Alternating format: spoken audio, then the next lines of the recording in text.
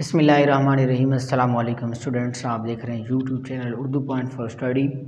और आज के हम इस वीडियो लेक्चर के अंदर रेजोल्यूशन ऑफ वेक्टर को डिस्कस करते हैं।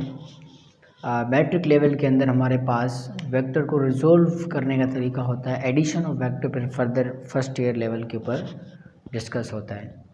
तो आज हम एक वेक्टर को उसके कंपोनेंट्स के अंदर रिजोल्व करने जा रहे हैं, और वो कौन से कंपोनेंट है जिनके अंदर हम उसे रिजोल्व कर रहे हैं, वो है हमारे पास रेक्टेंगुलर कंपोनेंट्स, यानी हॉरिजॉन्टल और वर्टिकल के लिए या एक्स वाई कंपोनेंट के लिए।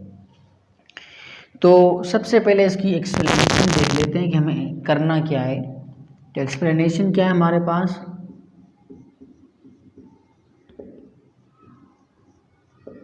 कि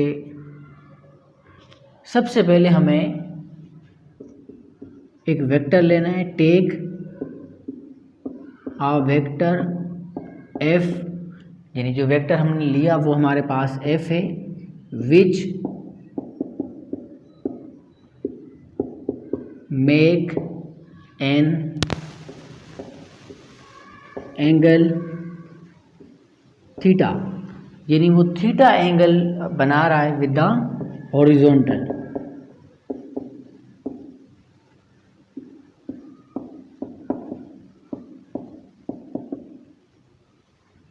To calculate its x component and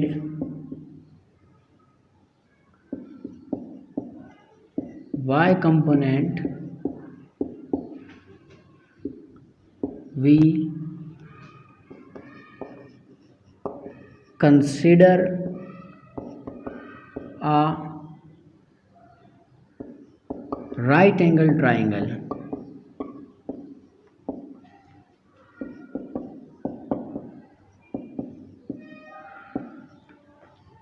ये हमारे पास छोटी सी एक्सप्लेनेशन है कि सबसे पहले हमें वेक्टर f को कंसीडर करना है।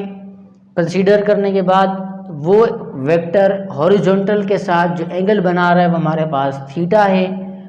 अब हमें कैलकुलेट करना है। To calculate x component and y component we use a right angle triangle.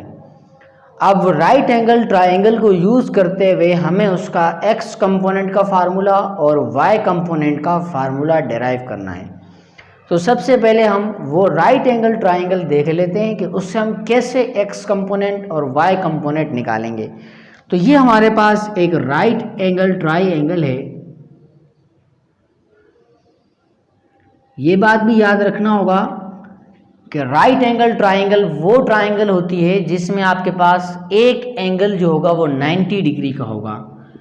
इस वक्त जो इस ट्राइंगल के अंदर मेरे पास 90 डिग्री का एंगल है वो ये है, तो इसीलिए ये राइट एंगल ट्राइंगल कहलाएगी। आप इसको नाम भी दे सकते हैं राइट एंगल ट्राइंगल को ABC का। तो इस ट्राइंगल के अंदर कुछ नाम होते हैं, यानी इस साइड को, जो इस राइट एंगल ट्राइंगल की ये वाली साइड है, इसे परपेंडिकुलर कहते हैं। इस साइड को हम बेस कहते हैं और इसे हम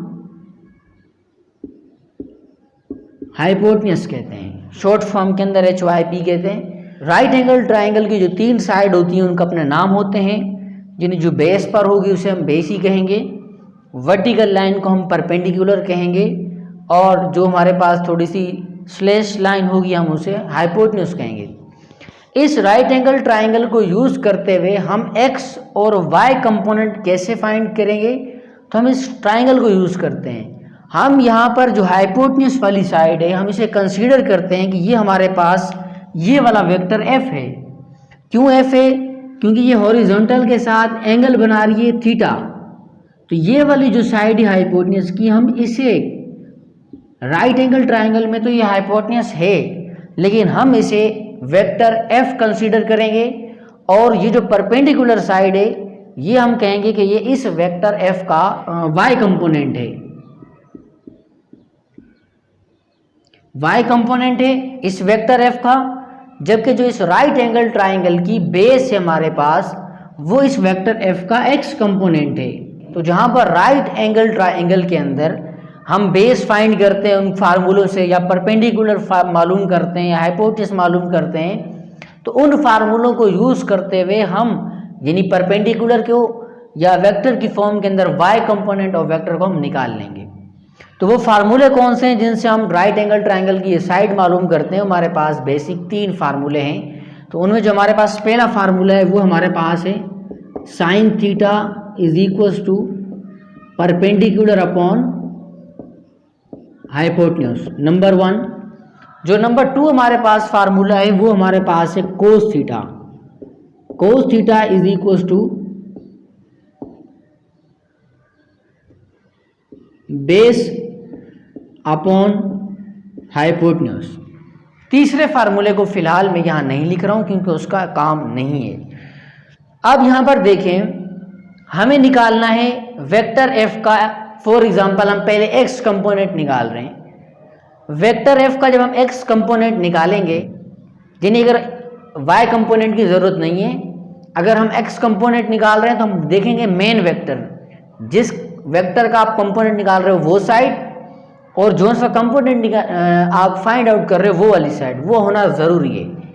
तो हमारे पास ये जो कोस थीटा वाला फार्मूला है, इसके अंदर हम देखें तो हमारे पास बेस भी है यानी एक्स कंपोनेंट, और हमारे पास हाइपोटेन्यूज भी है यानी जिस वेक्टर का हम निकाल रहे हैं। इस राइट एंगल ट्रायंगल की जो साइड है हमने उसे कंसीडर किया हुआ है, यानी base x component, hypotenuse main vector. तो अगर हम यहाँ पर सबसे पहले एक्स कंपोनेंट निकालना चाहें वेक्टर का, यानी 4 एक्स कंपोनेंट, तो हम कौन सा ट्रिग्नोमेट्रिक रेशो, इन 3 फार्मूलों को जो हम यूज़ करते हैं इन्हें कहते हैं ट्रिग्नोमेट्रिक रेशोज। तो हम जो ट्रिग्नोमेट्रिक रेशोज यूज़ करने जा रहे हैं फॉर एक्स कंपोनेंट, वो हमारे पास है कोस थीटा। तो कोस थीटा हम लिखेंगे यहाँ पर कि cos theta is equals to base upon hypotenuse. तो अब हम राइट एंगल ट्रायंगल की तरफ जाएंगे। हाइपोटेन्यूज वाली साइड को हमने कहा कि ये वेक्टर एफ है, तो यहाँ पर हम अगले स्टेप के अंदर यहाँ लिख देंगे cos theta is equal to base की जगह पर एफ एक्स और हाइपोटेन्यूज की जगह पर एफ। चूंकि हम एक्स कंपोनेंट निकालने जा रहे हैं तो एक्स कंपोनेंट को अलग करना पड़ेगा। एफ वेक्टर यहाँ डिवाइड हो रहा है, इस इक्वल को से जाकर मल्टीप्लाई हो जाएगा, तो एफ एक्स की जो वैल्यू यानी एक्स कंपोनेंट का जो फार्मूला हमारे पास आ जाएगा वो आ जाएगा F cos theta. Trigonometric ratios को यूज करते हुए और राइट एंगल ट्रायंगल की साइड्स को यूज करते हुए हमने एक्स कंपोनेंट का फार्मूला निकाल लिया। यानी हमने इस वक्त वेक्टर एफ को उसके एक्स कंपोनेंट के अंदर ब्रेक कर लिया है। अब मैं वाई कंपोनेंट निकालना चाह रहा हूं, यानी 4